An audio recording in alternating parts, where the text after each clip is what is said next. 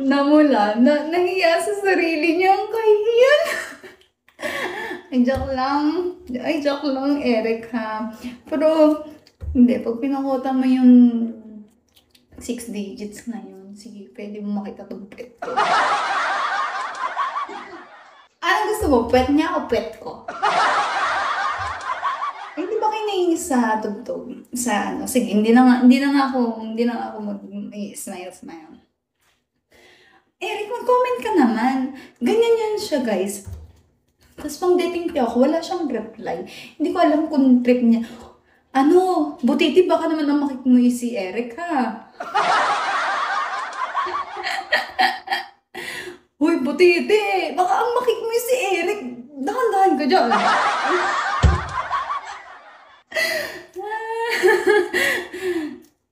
Hindi, kota na yung isa. Ayan, nag-reply siya. Eric, ayan, may kahati ka naman dito sa pagbaba. Pag pinakota mo yun, makikita mo tong... Pumili ka, Eric. Pwet ng ibang host o pwet?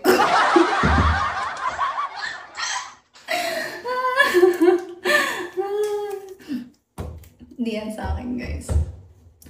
Ang kulit. Joke lang yun, guys. Joke lang. Eric, alam mo, joke lang yun, ha? Pero, syempre, pag napag-usapan natin to ng mahinhin. Pag-usapan natin to. Pem-pem. Anong? Uy, bastos kayo. Anong pem-pem? Bakit ba kayo? Alam niyo bang wala akong pem-pem? Alam niyo bang trans ako? Gagi kayo. Pare-parehas tayo may itlog dito.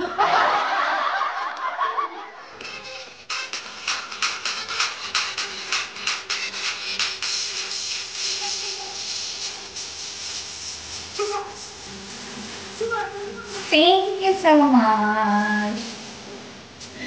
Umalis na si Din. Ayaw talaga ni Din na nagbibiro ako ng ganun, guys. Pero, sige mga babawasan ko na nga. Pero guys, mga biroan lang yan. Baka naman sabihin nyo, si Eka, pinapakitang pet kinang putiti. Hoy, kahit gumuho at magdawan. Ano yung the big one? Dawan ng pota. Hindi ko papakita ang pet ko kay putiti.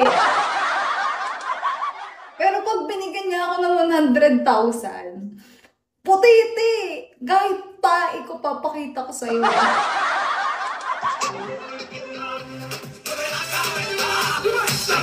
Thank you so much. Baka nagtataka kayo, Eka, ba't ka